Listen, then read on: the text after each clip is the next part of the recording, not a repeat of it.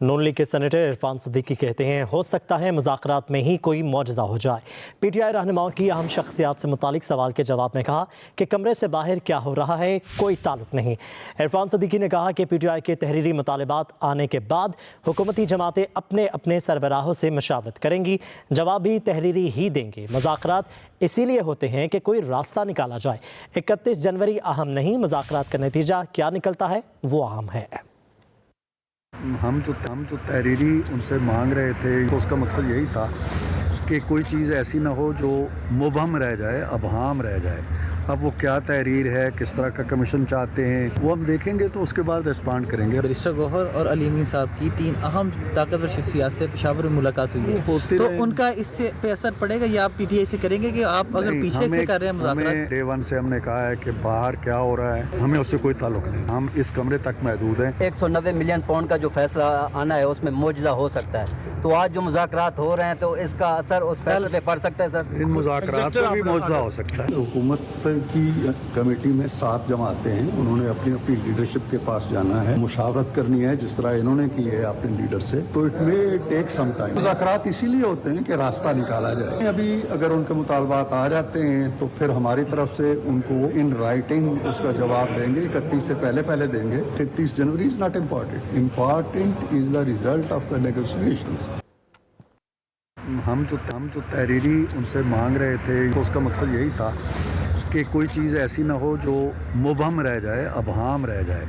अब वो क्या तहरीर है, किस तरह का कमीशन चाहते हैं, वो हम देखेंगे तो उसके बाद रिस्पॉन्ड करेंगे। बैरिस्टर गौहर और अली अमीन साहब की 3 अहम ताकतवर शख्सियात से पेशावर में मुलाकात हुई है, तो उनका इससे पे असर पड़ेगा या आप पीटीआई से करेंगे कि आप अगर पीछे से कर रहे हैं मुज़ाकरात? डे वन से हमने कहा है कि बाहर क्या हो रहा है हमें उससे कोई ताल्लुक नहीं, हम इस कमरे तक महदूद हैं। 190 मिलियन पाउंड का जो फैसला आना है उसमें मुआवजा हो सकता है, तो आज जो मुज़ाकरात हो रहे हैं तो इसका असर उस फैसले पे पड़ सकता है सर। इन मुज़ाकरात पर भी मुआवजा हो सकता है। हुकूमत की कमेटी में 7 जमातें हैं, उन्होंने अपनी अपनी लीडरशिप के पास जाना है, मुशावरत करनी है जिस तरह इन्होंने की है अपने लीडर से, तो it may take some time. मुज़ाकरात इसीलिए होते हैं कि रास्ता निकाला जाए। अभी अगर उनके मुतालबात आ जाते हैं तो फिर हमारी तरफ से उनको इन राइटिंग उसका जवाब देंगे, 31 से पहले देंगे। 31 जनवरी is not important, important is the result of the negotiations.